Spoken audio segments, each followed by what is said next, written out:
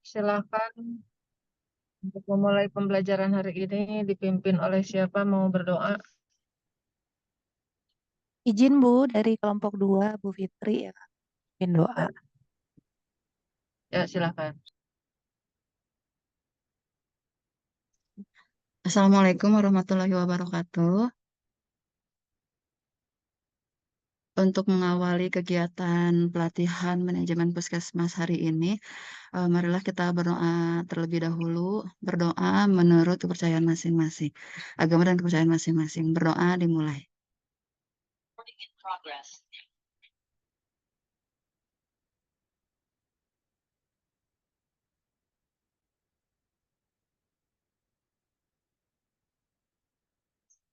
Berdoa selesai. Assalamualaikum warahmatullahi wabarakatuh. Waalaikumsalam warahmatullahi wabarakatuh.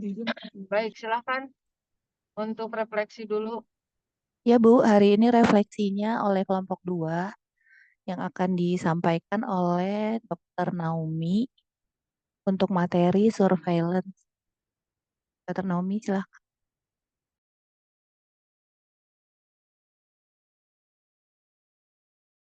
Ya, silakan Dokter Nam.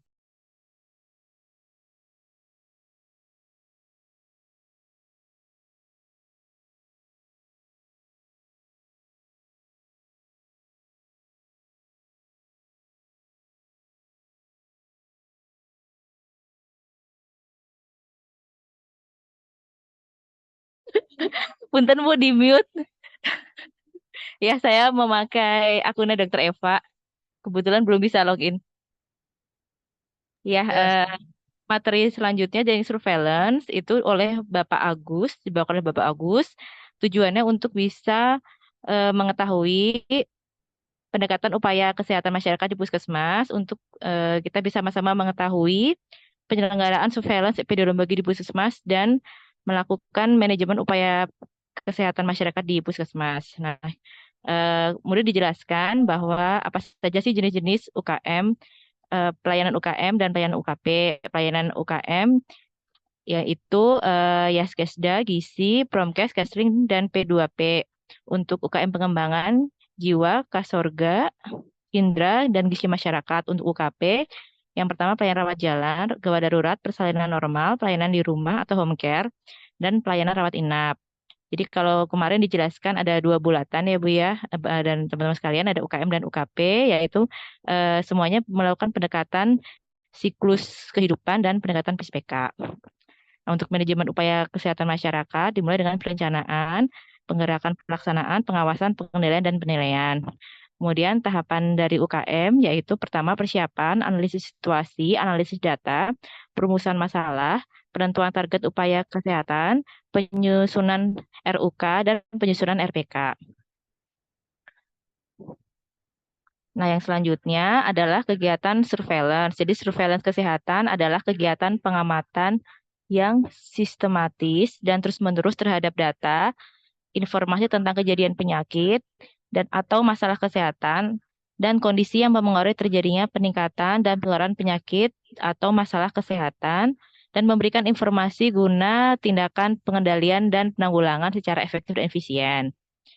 Nah, kemudian konsep dasar dari surveillance yang pertama adalah pengumpulan data, pengolahan data, analisis data, dan interpretasi data, kemudian umpan balik, diseminasi, dan respon cepat. Nah, apa sih tujuan dari surveillance? Yang pertama, kita bisa mengetahui informasi tentang situasi dan kecenderungan penyakit, dan faktor-faktor risiko apa saja yang bisa kita ambil untuk pengambilan keputusan. Kemudian untuk kewaspadaan dini terhadap KLB atau wabah dan dampaknya. Kemudian kita bisa melakukan investigasi dan penanggulangan wabah. Kemudian kita juga bisa mengambil data tersebut untuk kita berikan informasi kepada para pihak yang berkepentingan untuk pertimbangan kebijakan kesehatan selanjutnya. Kemudian dari sini kemarin kita juga belajar ada 2 jenis surveillance, yaitu yang berbasis kejadian dan berbasis indikator. Nah, selanjutnya kita belajar epidemiologi. Jadi dasar dari epidemiologi itu bahwa suatu penyakit itu tidak akan terjadi secara acak. sebuah penyakit itu akan terjadi bila mempunyai faktor pencegah dan ada faktor penyebab dan pencegahannya. Jadi kita bisa mempelajari faktor-faktor apa saja yang merupakan resiko dan kita juga bisa mencari faktor-faktor apa saja yang bisa menjadi pencegahan dari penyakit tersebut. Kemudian tujuan epidemiologi untuk menjelaskan pola kejadian suatu kejadian dengan status kesehatan dan mengidentifikasi faktor resiko. Nah, kemudian kalau kita lihat ya bahwa epidemiologi itu kita bisa melihat distribusi itu berdasarkan who, when, dan where. Dan dari situ kita bisa melihat identifikasi masalah dan kita bisa membangun hipotesis untuk perencanaan penanganan. Kemudian distribusi penyakit tadi kan who ya, siapa yang terkena penyakit, di mana terjadinya penyakit dan kapan terjadinya penyakit. Kemudian dari sini ada hubungan sebab akibat bahwa ada exposure, kemudian ada disease. Nah, dari situ kita bisa lihat hubungannya dengan penelitian dan kita bisa lihat penyebabnya apa saja. Nah, kegiatan apa saja sih di Puskesmas yang terkait dengan epidemiologi, yaitu pemantauan wilayah setempat dan pembinaan, pengawasan, dan pelaporan. Itu di dalam gedung. Kalau yang di luar gedung bisa kegiatan surveillance, yaitu kegiatan promkes, counseling, imunisasi, screening, kegiatan gizi, kemudian untuk prinsip surveillance yaitu pengamatan, deteksi dini, kesiapsiagaan, dan respon. Selanjutnya, untuk kegiatan surveillance dalam upaya Kesmas di luar gedung, ya, yang seperti yang tadi, ya. Nah, kita juga belajar ada namanya ukuran-ukuran frekuensi, yaitu insiden. Kalau insiden itu adalah jumlah kasus baru yang berkembang dalam suatu periode dalam populasi tertentu yang beresiko. Untuk insiden, untuk prevalence, yaitu merefleksikan jumlah kasus yang baru maupun kasus lama.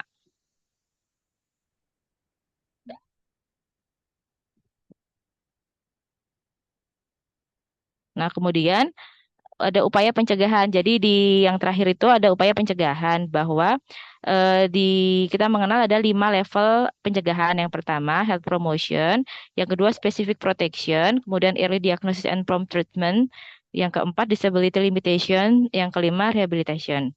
Yang dimana dari level tersebut paling di atas itu lebih banyak pada kegiatan UKM, semakin ke bawah adalah kegiatan UKP. Ya, itu saja. Mangga dilanjutkan oleh materi selanjutnya. Terima kasih. Materi kedua akan disampaikan oleh Ibu Dewi. Mangga Bu Dewi silahkan. Oke, aplaus dulu dong buat Ibu Naomi.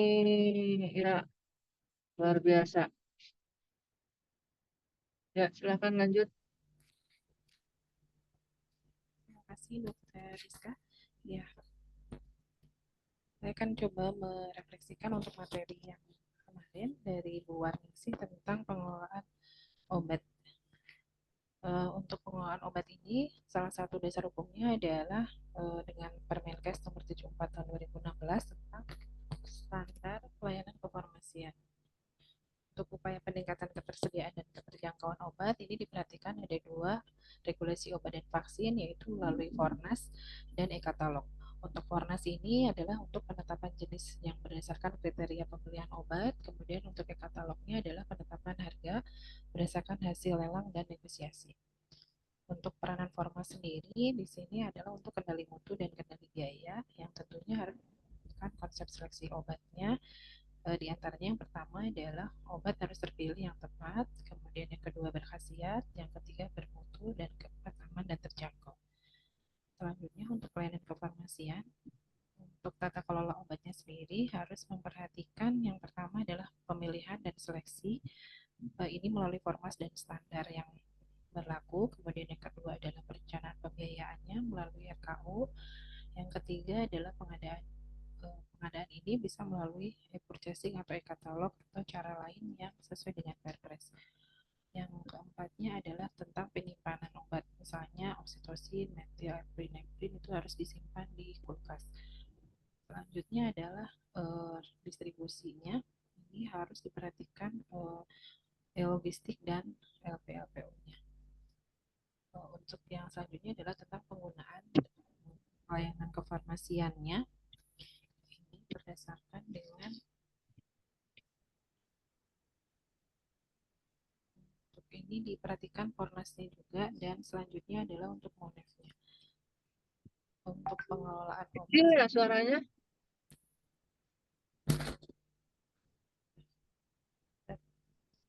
kecil. Nggak jelas ibu dengernya. Ya lanjut aja teh. Untuk pengelolaan obatnya ini melalui kebijakannya adalah satu pintu atau one gate policy. Ini untuk pengelolaan obat dan vaksin dipusatkan pada instalasi farmasi. Selanjutnya untuk penyimpanan vaksin ini perlu diperhatikan juga untuk suhu vaksin itu 2 sampai 8 derajat Celcius. Kemudian untuk pembawaan vaksinnya harus diperhatikan juga dengan full box.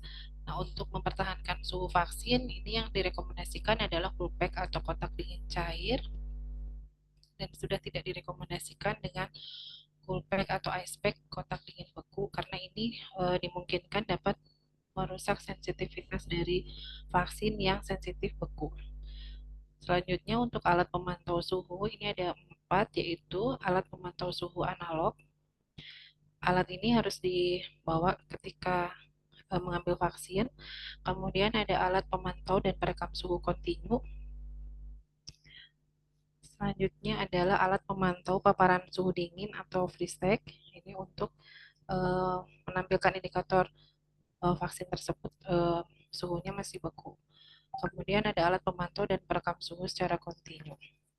Untuk penyimpanan vaksin tentunya harus memperhatikan dari freeze sensitifnya atau vaksin tersebut tidak tahan beku, dan vaksin yang heat sensitif atau tidak tahan panas. Jadi di refrigeratornya harus disimpan sesuai dengan golongan vaksinnya tersebut. Nah, selanjutnya adalah untuk pengadaan obat. Pengadaan obat ini ada 2, yaitu permintaan dan pengadaan mandiri. Untuk permintaan puskesmas harus sesuai dengan Fornas, yang permintaannya diajukan oleh Kepala Puskesmas ke Dinas Kesehatan dengan format LPLPU. Selanjutnya adalah pengadaan mandiri.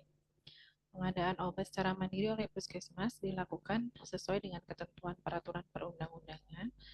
Antaranya dapat membeli ke apotik atau yang PBF atau pedagang besar farmasi yang mempunyai sertifikat CDOP atau DAK sesuai dengan izin di Alkes. Untuk aplikasi pengawasan produknya ini ada 2, yaitu dengan eWatch dan Alkes Mobile. Untuk penyimpanan obat, tujuannya adalah untuk memelihara mutu sediaan farmasi dan menghindari penggunaan yang tidak bertanggung jawab. Aspek umum yang perlu diperhatikan adalah persediaan obat dan BMHP yang di puskesmas ini harus disimpan di gudang obat yang dilengkapi dengan lemari dan rak-rak penyimpanan. Kemudian suhu ruangan diperhatikan dan sediaan farmasi dengan jumlah besar disimpan di atas palet. Kemudian untuk aspek khusus yang perlu diperhatikan adalah obat high alert. Obat high alert ini harus dilihat dari obat risiko tinggi, kemudian obat dengan nama, kemasan, dan label penggunaan klinik yang tampak sama atau look alike dan bunyi ucapan yang sama atau sound alike.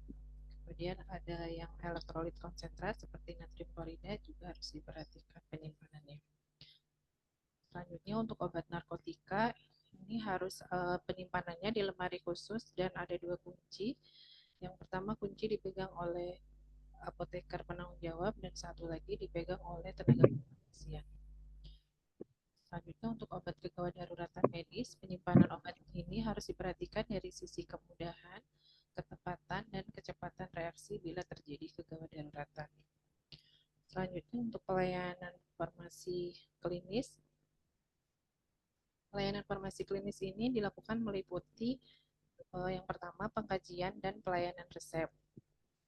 Pengkajian dan pelayanan resep ini adalah suatu rangkaian kegiatan yang meliputi penerimaan, pemeriksaan ketersediaan, pengkajian resep, penyiapan, serta termasuk peracikan obat.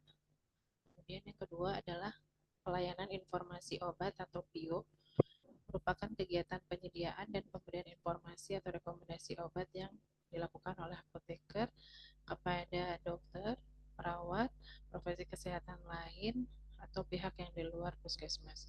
Selanjutnya ada konseling. Jika tidak ada ruang tidak dilakukan informasi, konseling ini bisa dilakukan juga berbarengan dengan konseling yang lain di ruang yang sudah ada di puskesmas. Nah, selanjutnya adalah visit pasien khusus puskesmas rawat inap. Yang kelima adalah pemantauan terapi obat dengan PTO. Selanjutnya adalah evaluasi penggunaan obat, yaitu EPO, merupakan kegiatan untuk evaluasi penggunaan obat dan menjamin obat yang digunakan sesuai indikasi, efektif, aman, dan terjangkau. Untuk pelayanan kefarmasian di rumah, ini pendampingan pasien untuk pelayanan kefarmasian di rumah. Selanjutnya ada monitoring efek samping obat atau MESO, dilakukan dengan tujuan menemukan efek samping sedini mungkin, terutama untuk yang berat dan tidak diketahui frekuensi atau frekuensinya jarang. Kemudian juga dapat menentukan frekuensi dan insiden ESO-nya dan dapat meminimalkan risiko kejadian reaksi obat yang tidak dikehendaki. Selanjutnya untuk pemberdayaan masyarakat dalam penggunaan obat, ini ada kegiatan salah satunya adalah melalui Gema Cermat, yaitu gerakan masyarakat cerdas menggunakan obat. Nah, ini tentunya sudah dilaksanakan dari semua puskesmas karena kegiatan ini berdasarkan SK Menkes yang sudah ditetapkan. Selanjutnya adalah untuk pengendalian mutu pelayanan kefarmasian. Kegiatan pengendalian ini diantaranya pertama adalah perencanaan, yaitu dengan menyusun rencana kerja dan cara monitoring evaluasi. Selanjutnya adalah untuk pelaksanaannya dilakukan monitoring dan evaluasi capaian pelaksanaan rencana kerja dan memberi umpan balik terhadap hasil capaian. Untuk yang ketiga adalah tindakan hasil monitoring tersebut dapat dilakukan perbaikan kualitas pelayanan sesuai standar dan dapat meningkatkan kualitas pelayanan obat. Kemudian untuk kefarmasian ini ada aplikasi yang disebut dengan Selena atau sistem elektrolit pengelolaan, dan ini harus dilaporkan setiap tanggal 25. Untuk pemilihan obat sendiri ini pengadaannya harus diprioritaskan pada PDN atau pembelian dalam negerinya harus diperhatikan TKDN-nya 40%. Kemudian untuk pembelanjaannya untuk nilai paket yang kurang dari 15 juta ini penyediaannya harus melalui usaha kecil atau koperasi. Selanjutnya ada beberapa layanan khusus perizinan, mungkin kemarin yang sudah dijelaskan oleh Ibu Warningsih, ada Ngopi Sehat, itu ngobrol online perizinan sarana kefarmasian kesehatan, dan ada Roska atau Naros ke Dinkes. Untuk RKO kemarin dijelaskan bahwa disusun di awal tahun tentang obat program, dan ini melibatkan ada dokter, perawat, bidan, atau tenaga kesehatan lain. Mungkin itu yang bisa disampaikan. Terima kasih. Wassalamualaikum warahmatullahi wabarakatuh. Waalaikumsalam warahmatullahi wabarakatuh. Oke, kasih aplaus dulu dong buat siapa barusan teh? Suaranya teh Mani Halimpu. Dewi Amalia, Bu. Oh, Dewi Mani Halimpu, suaranya kayak begitu jelas sebenarnya. Oke, masih ada yang mau disampaikan? Silakan.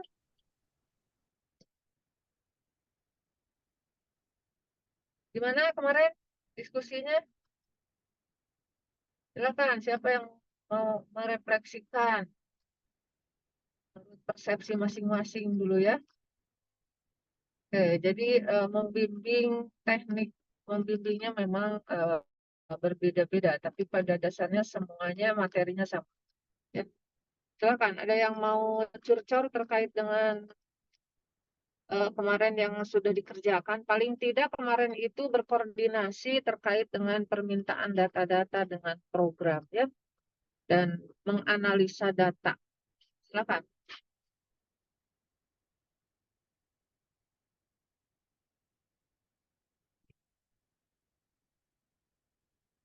Bu, Halo, izin bertanya, Bu.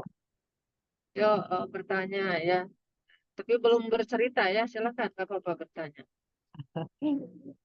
Ini mengenai tentang apa? Identifikasi masalah setelah dilakukan apa prioritas kan sebelumnya itu di USG dan di USG itu dengan nilai 1 sampai 5 atau 1 sampai 10. Di sini untuk pemilihan ranking itu tidak berdasarkan dari misalkan capaian indikator yang rendah gitu. Bagaimana untuk capaian yang terendah ini kalau tidak menjadi biasanya gini Bu, jadi tidak menjadi prioritas yang akan diselesaikan gitu Bu. Oke, ya aplaus dulu dong. Buat pertanyaannya sangat luar biasa ya. Baik, teman-teman udah mulai ke situ ya hebatnya. Jadi teman-teman kan sudah mengumpulkan data, dianalisa dan analisis data dan analisis situasi. Ternyata capaian rendah ternyata apa tadi tidak merupakan prioritas ya. Nah, jadi gini ya, identifikasi masalah itu kan udah ditentukan ya, ternyata ada prioritas masalah. Nah, USG.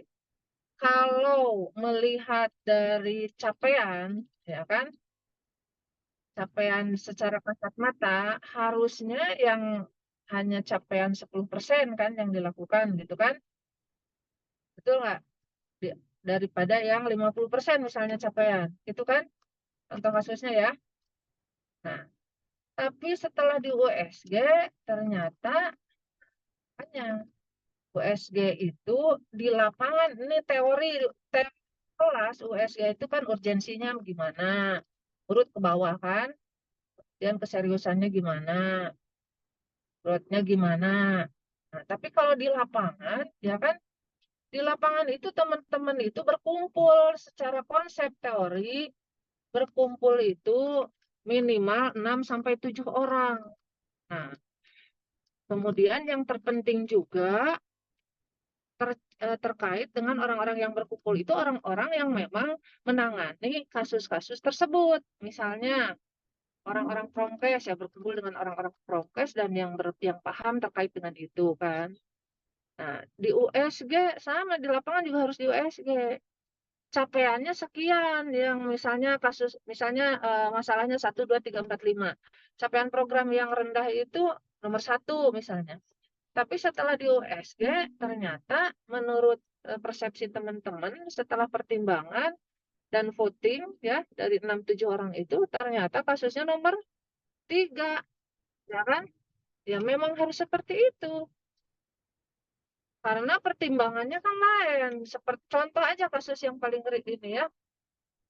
Rokok ya dengan ini logika yang bicara. Ada kasus rokok di SPK ya. Apakah rokok dulu yang diatasi, sedangkan rokok itu capaiannya misalnya hanya 40%, ya. Ataukah terkait dengan persalinan atau TB? Coba, mana yang paling beresiko? Oh, ini 29 orang ya. Apakah rokok dulu? Ataukah terkait dengan imunisasi atau eh, imunisasi itu kasus rutin ya, rutinitas. Tapi dampaknya besar loh. Contohnya dalam kasus imunisasi aja, rokok dulu apa imunisasi dulu? Kalau menurut saya imunisasi dulu, Bu.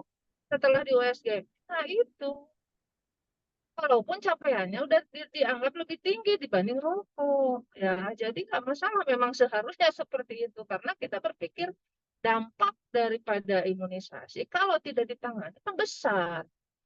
Ya kan? Dan cepat kan gitu. Itu ya, Teh ya. Terjawab belum?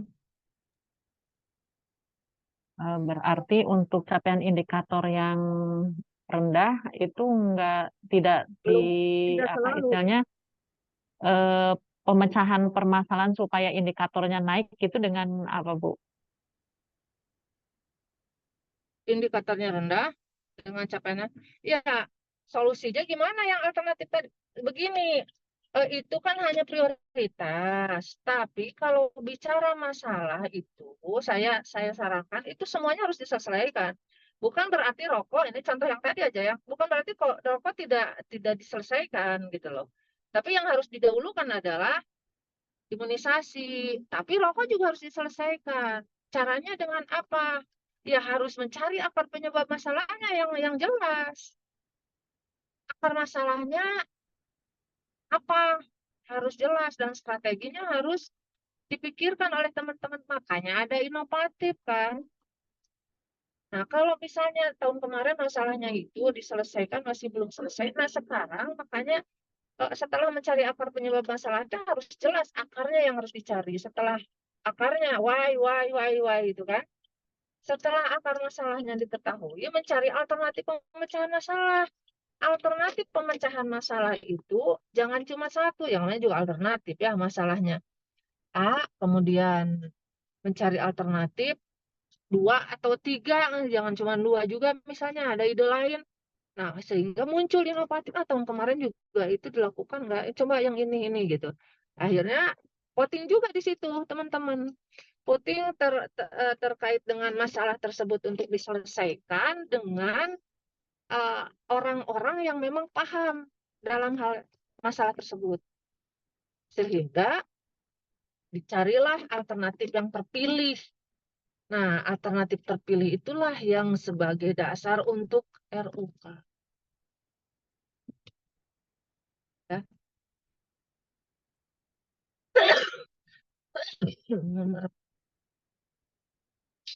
Aduh, malam saya baru pulang jam berapa? Jam 10. Jadi agak ini lagi, Bun. Itu ya, teman-teman, saya tidak menyuruh untuk A, B, C, D, tapi secara konsep dan real di lapangan, silahkan teman-teman mencari yang terpilih itu memang harus didiskusikan, tapi jangan menyelesaikan dari ibarat apa ya? Ibarat kita mengupas bawang lah ya. Bawang itu kan yang bagusnya kan dalamnya ya. Nah, jadi dikupas, dibuang-buang satu sampai ke akarnya gitu kan, sampai ke bersih kan gitu. Nah, mencari akar penyebab masalah juga begitu, cari why-nya, kenapa why sampai why-nya itu tidak bisa terjawab. Nah, itulah yang menjadi akar masalah. Gitu. Setelah terjadi akar masalah itu cari alternatif pemecahan masalah. Silakan teman-teman berdiskusi, ambil ya yang terpilihnya apa. Gitu. Gimana? Yang bertanya? Ya, Bu, mohon. Ya, hatur nuhun, Bu. Ya, sudah puas, bisa kebayang. Kalau Bu Lilis mah nggak mau ya, cuman teman-teman itu belajar teori hanya di atas kertas ya, karena saya juga memang apa ya pernah di lapangan gitu ya, tahu suka dukanya di lapangan, berangkat dari bawah loh Bu Lilis juga ya. Kemudian pernah juga membina puskesmas yang cukup lama sebelum otonomi daerah kan Bu Lilis turun langsung ke puskesmas ya. Ya, membina bukan berarti menangani hanya satu puskesmas, tapi se-Jawa Barat. Jadi pahamlah bagaimana kondisi di lapangan. Makanya kalau saya mah terus terang aja salut ya. Dulu saya sempat berpikir, aduh, saya mah kepengen ya pindah ke puskesmas, pengen dibikin gitu ya puskesmas yang baik, paling baik sebagai percontohan. Ada kepemikiran begitu ya. Tapi setelah dipahami, membina satu banyak loh kendalanya. Jadi buat saya mah acung jempol buat orang puskesmas. Kendalanya itu apa bervariasi ya macam-macam. Gak mudah menghadapi masyarakat. Lalu kemudian juga dengan adanya uji kompetensi sekarang ya, kemudian tidak sesuai, cenah harus apa pindah ke rumah sakit. Saya berpikir mereka itu udah jagonya di puskesmas karena memang tidak ada kegiatan harus pindah. Saya sempat masih masukan, tidak semudah itu loh.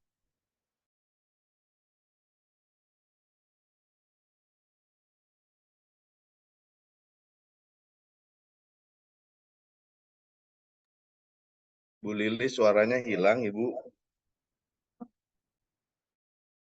Itu tetap di puskesmas. Saya sempat usul. Dan kemarin sih kabar baiknya terkait dengan preventif, promosi, itu bisa.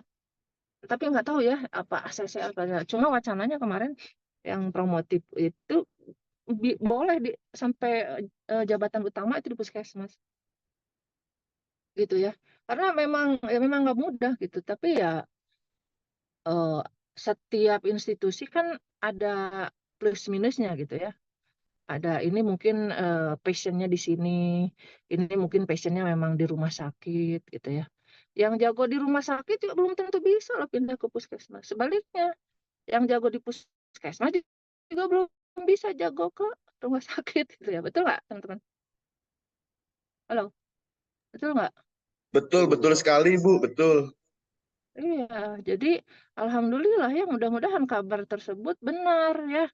Jadi teman-teman di puskesmas dibuka peluang untuk jabatan sampai ke utama. Tuh, mudah-mudahan ya kalau wacananya udah sampai sih ke Bu Lilis begitu. Ya, ada lagi yang mau ditanyakan? Silakan. Nih saya perlu nyampe. Silakan ada lagi yang ditanyakan.